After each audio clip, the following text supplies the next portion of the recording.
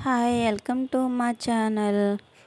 నేను ఈరోజు మా కృష్ణుడు బొమ్మ దగ్గర పెట్టడానికి ఈ కవర్లతోని పువ్వులు, ఈ కవర్లు కూడా ఒకే రకం కవర్లు కాకుండా కలర్స్ కవర్లు తీసుకుంటే పువ్వులు కూడా చూడడానికి చాలా అందంగా ఉంటాయి.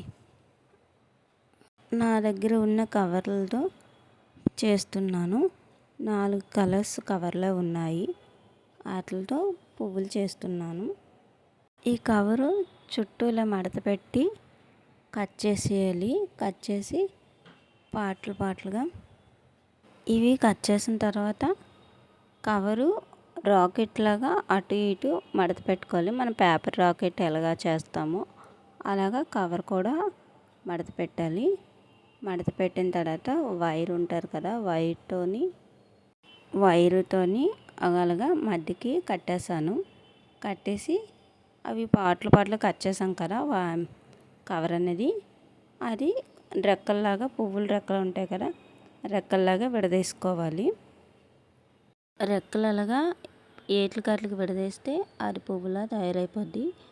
కాడ కూడా మనకి పువ్వు కాడ ఉంటుంది కదా, అది గ్రీన్ కలర్ కవర్తోని మనం కాడ తయారు చేసుకోవచ్చు. చేసి చూడండి, ఇలా చేశాను. పువ్వులు చాలా నీట్గా వచ్చాయి. కొమ్మకు ఆకుల్లో కూడా కవర్తోనే చేశాను. చేసి పెట్టాను, అది కూడా చూపిస్తాను. చూడండి, నేను చేసినవి పువ్వులు తయారు చేసినవి మొత్తం పూర్తిగా చూసి ఎలా ఉందో కామెంట్ పెట్టండి. అలాగే సబ్స్క్రైబ్ చేయండి, లైక్ కొట్టండి, షేర్ చేయండి. ఈ రెడ్ గులాబీ పువ్వు ఉంది కదా, ఈ పువ్వు అయితే అన్నిటికంటే చాలా బాగా వచ్చింది. ఇదే బాగా నచ్చింది నాకైతే. ఇదిను పింక్ కలర్ పువ్వు, ఈ రెండు అయితే బాగా వచ్చాయి అన్నిటి మీద. చూడండి, ఇలాగా అది గమ్ముతోనే ఆకులు తయారు చేసి అంటిస్తున్నాను. అంటే చూడడానికి ఇంకొంచెం అందంగా ఉంటాయి కదా పువ్వులు, అందుకనేసి ఇలా పెట్టాను.